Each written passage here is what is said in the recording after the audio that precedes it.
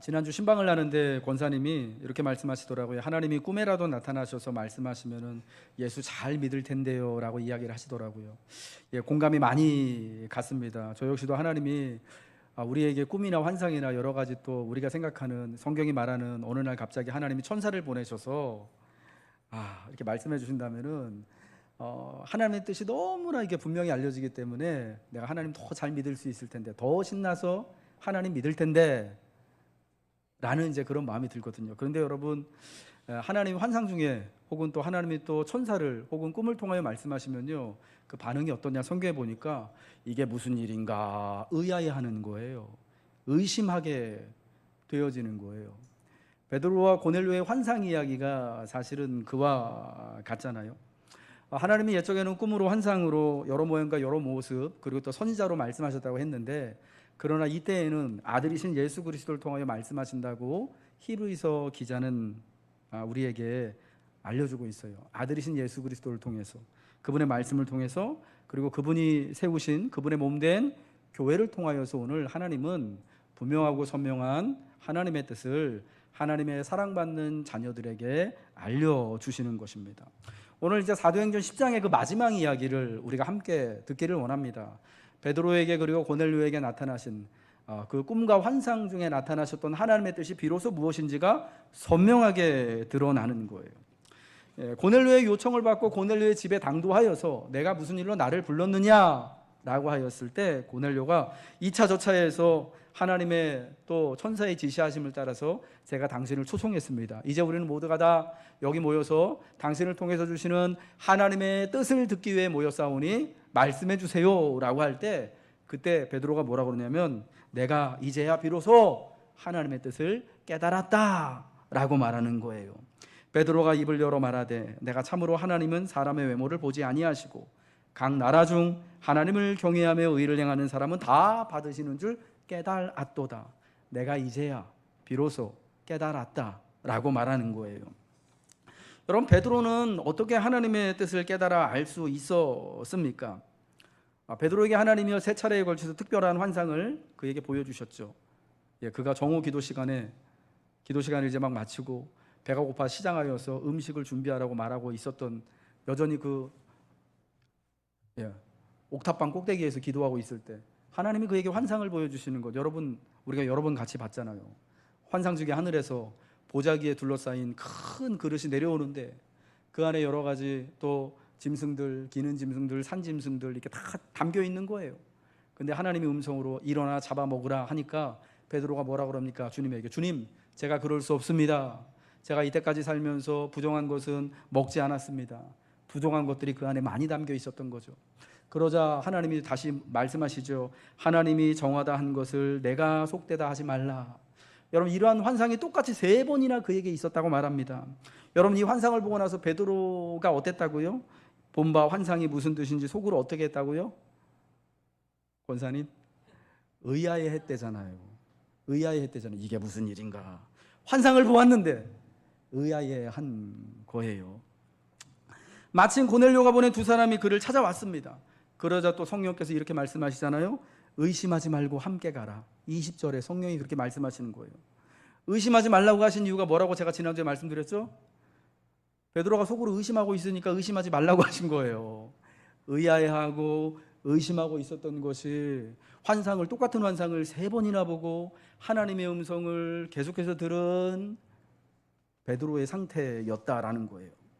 종합해보자면 그가 경험한 환상은 이 일, 특별히 베드로와 고넬료의 일에 대하여서 베드로에게 어떤 깨달음을 명확히 알려주시지 않았던 거예요.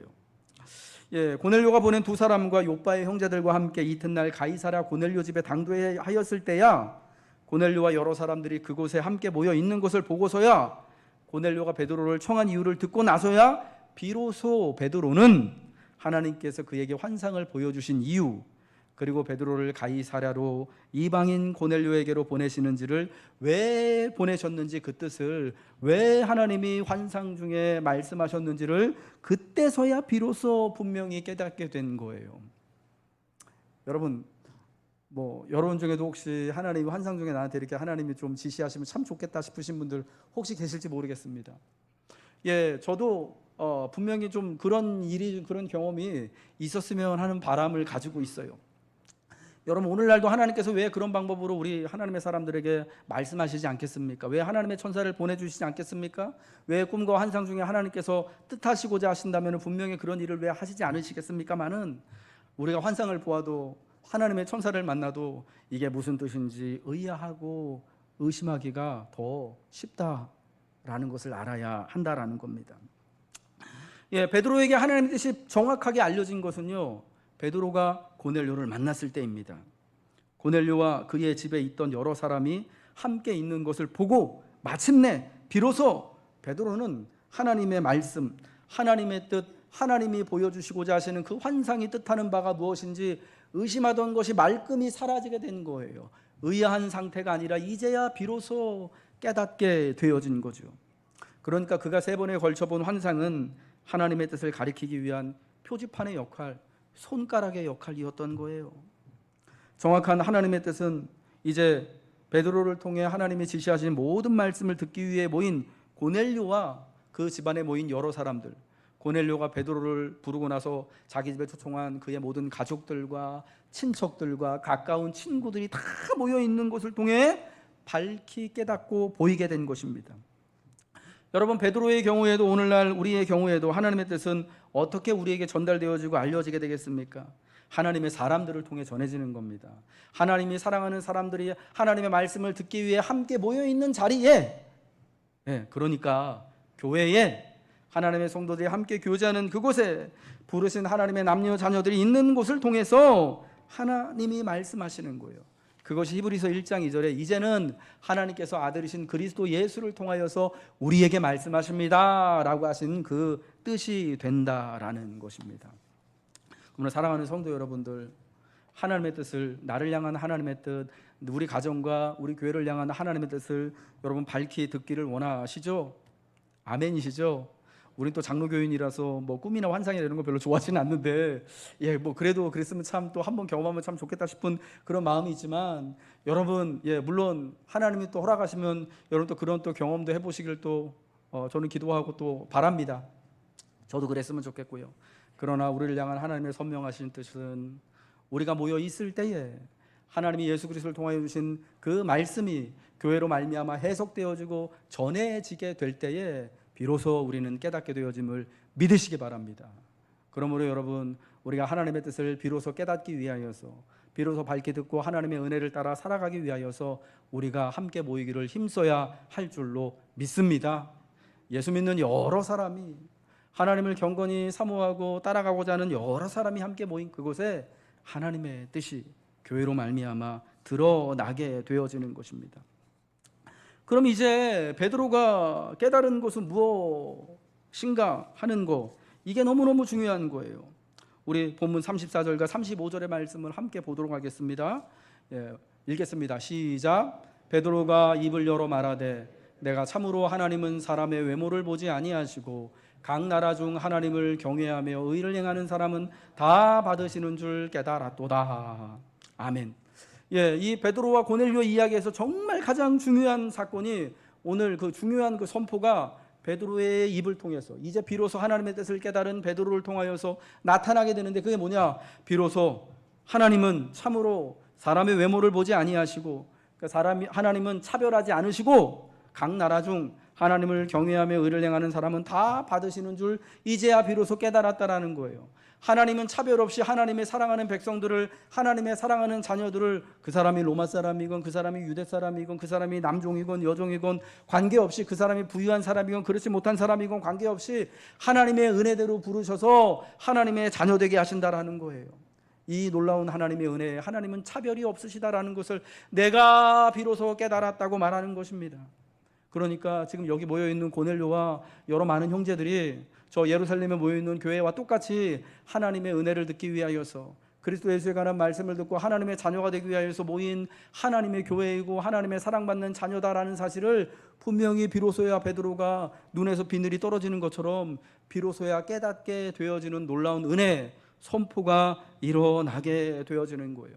그러니까 베드로가 놀랍게 깨달은 은혜 뭐냐면, 우리가 다 이제는 다 예수를 믿음으로 말미암아서 예수 그리스도에 관한 말씀을 들음으로 말미암아서 하나님의 사랑받는 자녀이다라는 게 선포되는 거예요. 여러분, 이게 놀랍고 놀라운 하나님의 축복이고 신비라는 것입니다. 오늘 우리가 5월 5일 우리 한국교회는 오늘을 어린이 주일로 하나님 앞에 예배하며 지키고 있습니다. 우리나라 일제시대 때 또 이 날을 또 어린이날로 정하여서 어린이 주일로 한국교회가 여태까지 또 적지 않은 시간 동안을 하나님 앞에 예배하며 모이고 있습니다. 여러분, 어린이 주일은 그냥 우리 아이들만을 그냥 축하하고 얘들 정말 잘 자라줘서 고맙고 앞으로도 정말 하나님 은혜 가운데서 복받고 잘 자라길 바란다라는 여러분 그런 날만이 아니라 우리가 다 하나님 앞에 하나님의 사랑받는 아들이고 딸임을 다시금 깨닫고 선포하고 고백하는 날인 줄 믿으시기 바랍니다. 내가 오늘 이 자리에 모여있는 여러분들이 다 하나님의 사랑받는 자녀라는 거예요. 하나님이 예수 그리스도를 통하여서 그리스도 예수의 죽으심과 부활하심을 통하여서 우리를 하나님의 사랑받는 자녀로 다 양자 삼아 주신 거예요. 출생하여 주신 것입니다. 그래서 이 놀라운 비밀이 이제 가장 큰 축복으로 고넬료에게 하나님의 자녀가 되어지는 것이 임하였던 것처럼 오늘 우리에게도 이 놀라운 하나님의 은혜가 임하게 되었다라는 겁니다. 여러분, 이 세상에서 하나님께서 우리에게 밝혀주고 하시는 가장 놀랍고 놀라운 신비한 비밀이 무엇이겠습니까? 우리가 이제 하나님의 사랑받는 자녀가 되었다라는 거예요. 나는 하나님의 사랑받는 자녀라는 것입니다. 하나님이 우리에게 가장 또 밝혀주시길 원하시고 전해주길 원하시는 가장 놀라운 축복은 무엇이겠습니까? 내가 하나님의 사랑받는 자녀라는 것입니다. 여러분, 이게 하나님이 우리에게 베풀으시는 가장 놀라운 축복이고 은혜임을 여러분 믿으시기 바랍니다. 요즘 우리 세대에요, 좋은 대학에 들어가기 위해서 그리고 또 이 세대에서 특별히 또 성공하기 위해서 가장 중요한 게 여러분 뭔지 아십니까? 요즘 사람들이 말하는 좋은 학벌을 갖고 이 세상에서 또 성공하고 잘 살기 위해서 가장 중요한 요인이 여러분 뭔지 아십니까? 요즘 사람들이 말하는 공부 잘하는 거요? 혹은 좋은 또 사업의 기회를 만나고 혹은 또 좋은 사람을 만나가지고 갑자기 결혼이라는 걸 통해서 뭐 드라마 같은 데 나오면은 뭐 재벌하고 결혼하고 누구랑 결혼해가지고 갑자기 뭐 재벌집 사위가 되고 얼마 전에 여러분도 그런 드라마 있었죠. 뭐 재벌집 며느리가 되고 뭐 여러분 그런 걸 통해서 우리가 갑자기 바뀝니까? 요즘 사람들 되게 현실적이거든요. 굉장히 냉정하고 객관적이거든요. 우리 삶에 뭐 학벌이나 그 좋은 학교에 들어가고 잘 살고 성공하는 거하고 가장 관련돼서 제일 중요한 요인을 뭐라고 꼽냐면요, 부모 잘 만나는 거로 사람들은 다 생각합니다. 여러분 다 동의하시죠? 내가 태어날 때 어떤 숟가락을 물고 태어났느냐가 앞으로 어떤 학교를 갈지, 어떤 사람들과 교제권을 가지게 될지, 또 앞으로 어떤 인생을 살아갈지, 내 노년이 어떨지, 인생이 1살 때부터 100세까지 그 인생이 다 할아버지 만나는 것을 통해서, 아빠 만나는 것을 통해서 정해준다는 거예요. 여러분, 오늘 이 시대에 제가 말하는 거에 대해서 아마 누구라도 사실은 반론할 수 있는 분이 아마 없을 겁니다. 여러분, 물론 저는 그런 이 시대가 참 너무 슬픕니다. 사실은 우리가 예수 믿는 믿음 안에서 누구나 하나님의 은혜를 따라서 성실하게 공부하면 좋은 학교에 갈 수 있고, 누구나 또 때를 따라서 또 자기에게 준 또 이 수고대로 열심히 수고하면은 또 어느 정도 또 지위를 얻고 또 행복하게 자기 인생을 살아갈 수 있는 우리나라, 또 우리 시대, 우리 자녀들이 살아가는 시대가 되기를 누구보다도 바랍니다. 여러분도 그렇게 바라고 계시는 줄 믿습니다. 그러나 지금 현실은 그렇다라는 거예요. 우리 부모가 나에게 어떤 숟가락을 물려주었느냐에 따라서, 우리 부모의 학벌이 어떠냐에 따라서, 우리 부모의 직업이 뭐냐에 따라서, 우리 부모의 소득이 뭐냐에 따라서 나의 장래가 결정되어지고, 내 학교가 결정되어지고, 내가 만날 사람들이 결정되어지고, 내 30년 후 40년 후가 결정된다라고 사람들이 그렇게 슬프지만 비관적이지만 그렇게 알고 있고 그렇게 받아들이고 있다라는 거예요. 여러분, 저는 이런 상황 사실은 참 되게 우리가 타파하고 뛰어넘어야 되어지는 그런 상황이 맞지요. 누구나 예수 믿는 사람이라면은 사실 이러한 이 시대의 아픔을 놓고 하나님 앞에, 특별히 우리 자녀들이 누구, 할아버지가 누구라서, 아빠가 누구라서 이런 게 아니라 우리가 믿는 하나님이 누구라서, 내가 하나님의 자녀라서, 내가 또 하나님이 주신 은혜를 따라 살아가기 때문에 이렇듯 복된 삶을 살 수 있다라고 고백할 수 있기를 바랍니다. 근데 제가 이런 이야기를 할아버지를 왜 잘 만나야 되냐, 아버지 왜 잘 만나야 되냐 이런 얘기를 하는 이유가 있어요. 왜 그러냐? 여러분, 그만큼 부모가 누구인지가 중요하다라는 것을 우리가, 저와 여러분이, 세상 사람들이 다 그렇게 수긍하고 인정하고 있지 않습니까? 여러분, 우리가 하나님의 자녀라는 것은 우리 부모가 누구라는 겁니까? 하나님이 내 아빠라는 거잖아요. 히브리 말로. 우리말하고 똑같아요. 아버지가. 히브리 말이 아빠. 하나님이 내 아빠라는 말 아니겠습니까? 하나님이 내 아버지라는 것만큼 여러분 정말 놀랍고 놀라운 은혜가 없는 거예요, 이 시대에. 그래서 그러니까 여러분, 우리는 뭐 누구 말처럼 뭐 다이아몬드 수저를 물고 태어난 것도 아니고 금숟가락을 물고 태어난 것도 아니지만, 그러나 하나님 숟가락 물고 태어난 줄 여러분 믿으시기 바랍니다. 그리스도의 거룩한 보혈로 인하여서 하나님의 자녀가 된 것이 우리에게 놀랍고 놀라운 신비이고 은혜다라는 거예요.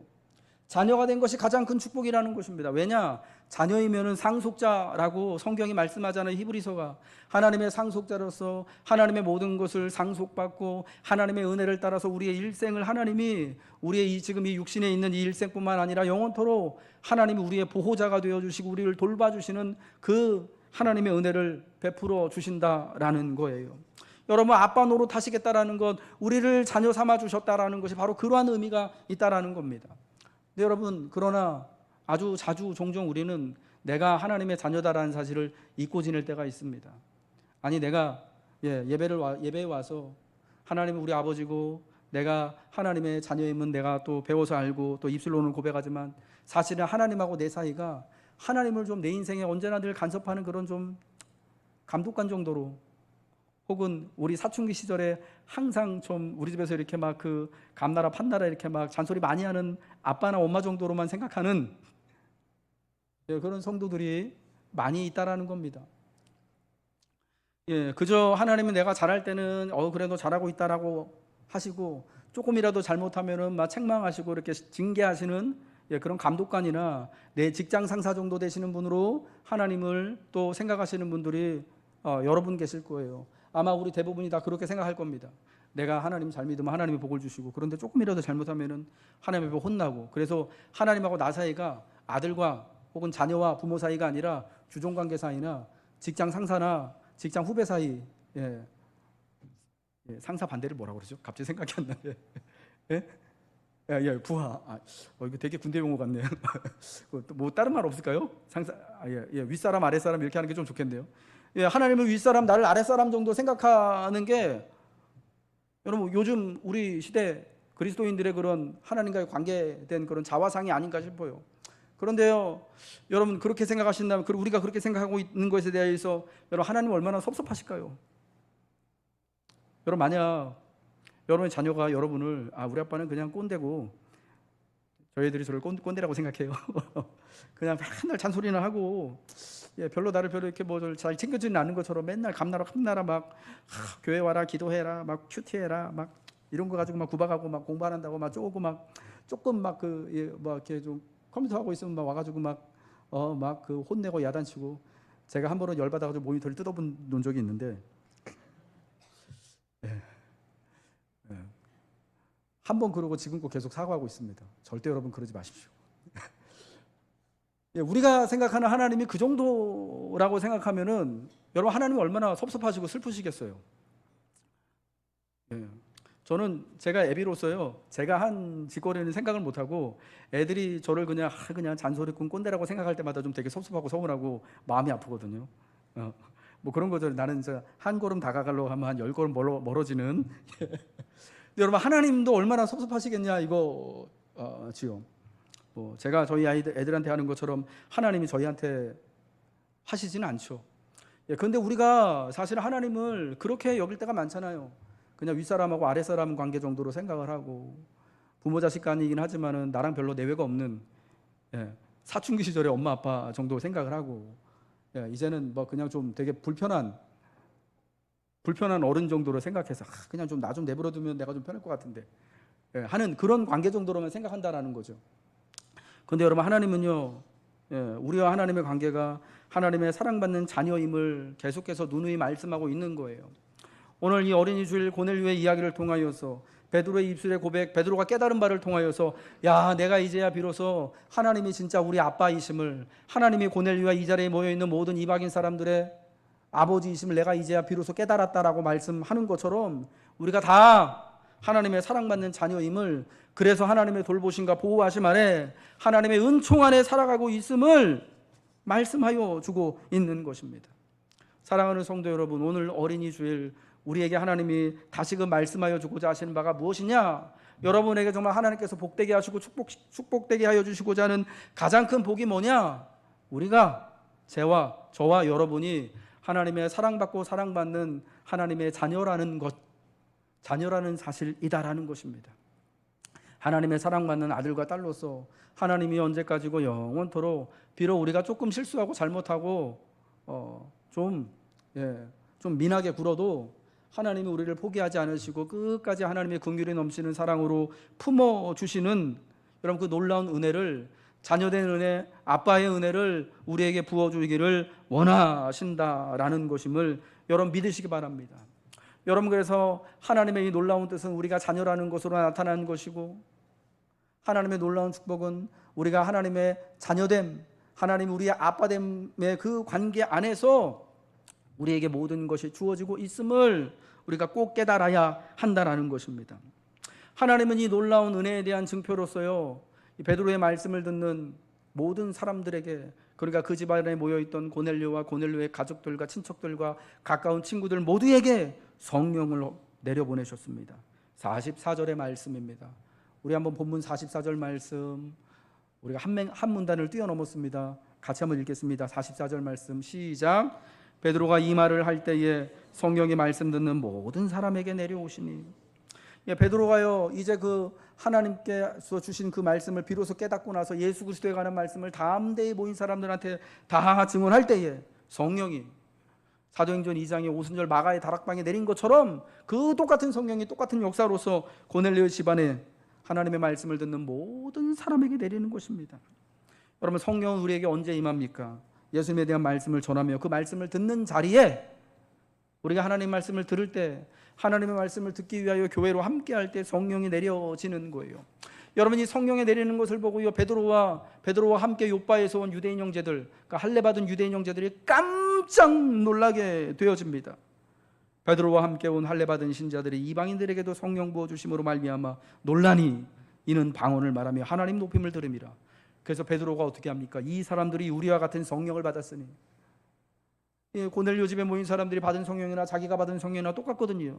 그러니까 누가 능히 물로 세례 베품을 금하리요 하고 그 자리에서 그리스도의 이름으로, 예수님의 이름으로 세례를 베풀게 되었던 것이에요.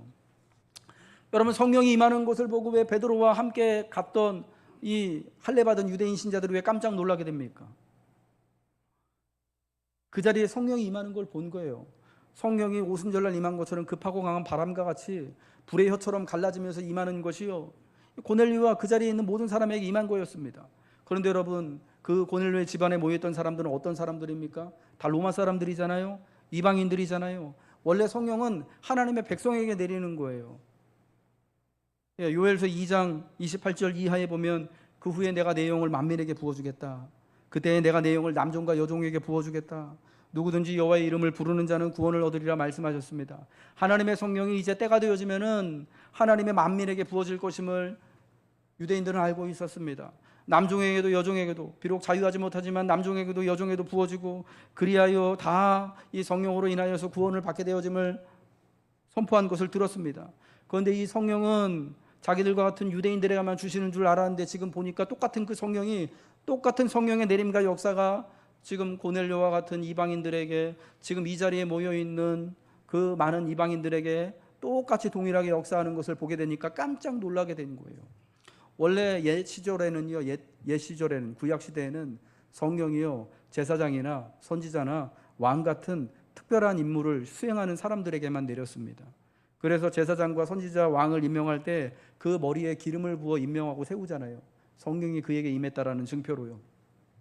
그런데 이제 새로운 시대가 되어지만 하나님의 이 성령이 제사장이나 선지자나 왕이 아니라 모든 하나님의 백성들에게, 일반 백성들에게, 남녀에게, 남종과 여종에게, 어린아이에게도, 또 노인들에게도 똑같이 임할 것이다라는 것이 선지자의 비전이었고 선포였던 것인데, 이제 그리스도 예수로 말미암아서 새로운 시대가 되어질 때에 또 다른 깨달음이 하나 베드로에게 더해지는데 뭐냐? 그 성령이 하나님의 백성들에게만, 우리만 하나님의 백성인 줄 알고 유대인에게만 임하는 줄 알았는데 이제는 이 세상에 있는 모든 사람들, 하나님을 경외하며 경건히 살아가고자 하는 모든 사람들에게 똑같이 임하는구나 라는 것을 보고 깨닫고 깜짝 놀라게 된 거예요. 그러니까 뭐냐, 하나님은 이제 베드로와 이 고넬료의 환상 이야기를 통하여서 고넬료와 같은 사람들도 하나님의 사랑받는 자녀임을, 하나님의 자녀로 입양되었음을, 새롭게 태어났음을 하나님께서 선포하신 거죠. 그리고 그에 대한 가장 강한 증거로, 선명한 증거로 하나님은 그들에게 성령을, 마치 주민등록증을 발급해 주듯이요, 마치 도장을 찍어 주듯이, 야 이제 이 사람들은 다 내 사랑하는 자녀들이다 라는 의미로 성령을 부어 주신 것이었다라는 것입니다. 성령을 받은 것이 하나님의 자녀가 된 표가 되어지는 거예요. 성령을 받자마자 고넬료 집안에 모인 모든 사람들이요 갑자기 새 방언을 말하며 하나님 높이는 소리를 낸 것입니다. 이것을 베드로가 들은 거예요. 여러분, 그들은 새로운 말을 한 거예요. 성령 받은 사람의 가장 큰 특징은 뭐냐? 새로운 말을 하는 거예요. 여기서 무슨 성경에서 말하는 방언은 물론 외국어 방언을 말하는 걸 거예요. 다른 말을 하는 거를 말하는 거죠. 그런데 우리는 이렇게 이해했으면 좋겠어요. 새로운 방언을 말한다는 것이 이제 예수를 믿고 성령을 받자마자 새로운 말을 하게 되는 거예요. 이전에 하지 않았던 하나님을 찬미하고 하나님께 간구하고 하나님을 높이고 하나님께 기도하고 하는 말들이 성령을 받은 사람들의 입술을 통하여서 나오는 새로운 말이 되어지는 거예요.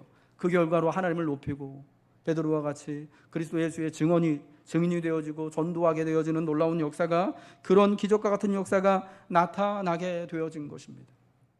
사랑하는 성도 여러분, 우리가 하나님의 사랑받는 자녀임을 오늘 성경은 우리에게 분명하게 다시 한번 선포하는 것입니다.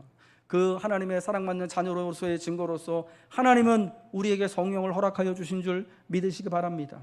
성령은 우리가 하나님 믿는, 우리가 하나님의 자녀라는 증거로서 주어지는데, 그 성령 받은 증거가 뭐냐? 우리는 이제 새로운 말을 하는 사람들이 되었다라는 겁니다. 우리의 입술로 하나님을 높이고, 우리의 입술로 하나님 앞에 간구하고, 우리의 입술로 하나님을 경배하고, 우리의 입술로 그리스도 예수를 전도하는, 여러분, 그런 놀라운 은혜가 있다면은 우리 안에 성령이 계신 증거이고, 우리가 바로 하나님의 사랑받는 아들이고 딸인 가장 확실한 표임을 여러분 기억하시길 바랍니다. 사랑하는 성도 여러분, 이제 우리가 하나님의 사랑받는 아들이고 딸임을 성경은 다시 한번 오늘 어린이 주일 우리에게 선포하는 것입니다. 우리가 하나님의 사랑받는 아들이고 딸임을 여러분 믿으시기 바랍니다. 하나님은 그리스도 예수를 또 우리를 대신하여 죽이심으로, 여러분, 우리 기독교의 하나님의 놀라운 점이 뭐냐면요, 하나님이신 그분이 우리를 너무 사랑하셔서 우리를 위하여서 죽을 수도 있다, 이 정도가 아니라 진짜 죽으셨다라는 것이 여러분 이게 놀라운 사건이고 놀라운 기적이다라는 거예요. 그 죽음으로 인하여서, 그 부활로 인하여서 하나님은 우리 모두를, 저와 여러분을, 이 자리에 예배하기 위하여 모인 우리들을 하나님의 자녀로 만들어 주신 줄 믿습니다. 그리고 성령을 통하여서 우리가 하나님의 자녀임을 보증하셨습니다. 출생 증명서를 발부해 주셨습니다. 자녀된 우리에게는 여러분 어떤 놀라운 은혜와 복이 임합니까? 하나님의 자녀로서 하나님의 집에 살아갈 축복이 있는 것입니다. 하나님의 모든 것을 유업으로 받을 은혜가 있는 것, 법적인 권리가 있는 것입니다. 우리 주님이 기도에 관하여 말씀하시면서 이런 가르침을 제자들에게 주셨죠. 야, 너희가 악한 자라도 하물며 자식에게 좋을 것을 주는 것을 안다. 자식이 떡을 달라 하는데 돌멩이를 줄 자가 어디 있겠느냐? 생선을 달라 하는데 뱀을 집어줄 나쁜 놈이 어디 있겠느냐? 악인이라도 좋은 것을 자식에게 주겠는데 하물며 너희 하늘 아버지께서 너희에게 성령을 주시지 않겠느냐 하시면서 하나님이 우리에게 가장 좋은 것, 가장 좋은 성령을 주실 것임을 주님은 말씀하신 것입니다. 우리 하나님이 사랑하는 우리 성도 여러분들, 하나님의 자녀된 우리 사랑하는 성도 여러분들, 우리가 이 놀라운 하나님의 사랑 안에서 하나님의 한 거룩한 가정이고 가족임을, 자녀임을 다시 한번 선포합니다.